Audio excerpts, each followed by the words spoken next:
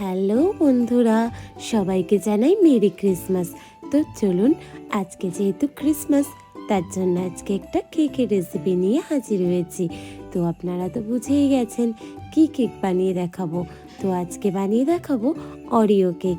তো Oreo cake বানানোর জন্য এখানে 3 প্যাকেট অরিও বিস্কুট নিয়ে নিয়েছি, আর সেই বিস্কুটগুলোকে ঠিক এইভাবে ছোট ছোট টুকরো করে নিয়েছি।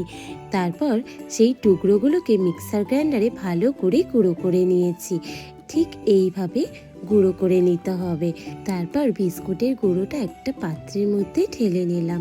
ঠিক দেখুন, এই রকমভাবে বিস্কুটটা গুঁড়ো করবেন। তারপর দিয়ে দিলাম পরিমাণ মতো চিনির গুঁড়ো। খুব বেশি চিনির গুঁড়ো দেবেন না, কারণ বিস্কুটটাই তো মিষ্টি।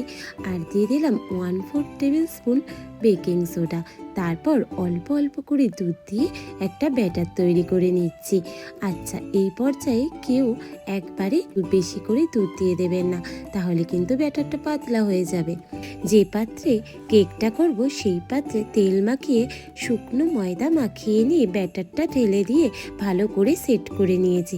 তারপর প্রিহিট করা প্রেসার কুকারে সেই পাত্রটা রেখে দিয়ে সিটি খুলে 40 থেকে 45 মিনিট অপেক্ষা করার পর একটা টুথপিক গুঁজে দেখব যে কেকটা আমাদের হয়ে গেছে কিনা। তো এখানে দেখলাম টুথপিকের গায়ে কোনো কিছু লাগেনি, তার মানে কেকটা আমাদের রেডি হয়ে গেছে। তো এখানে দেখুন কেকটা আমাদের রেডি হয়ে গেছে, আর কেকটা দেখুন কতটা সফট হয়েছে। তো কেকের রেসিপিটা কেমন লাগলো অবশ্যই কিন্তু কমেন্ট করে জানাবেন। আর এই কেকটা কিন্তু বাড়িতে তাড়াতাড়ি তৈরি হয়ে যায়। তাহলে এখন আসি, বাই।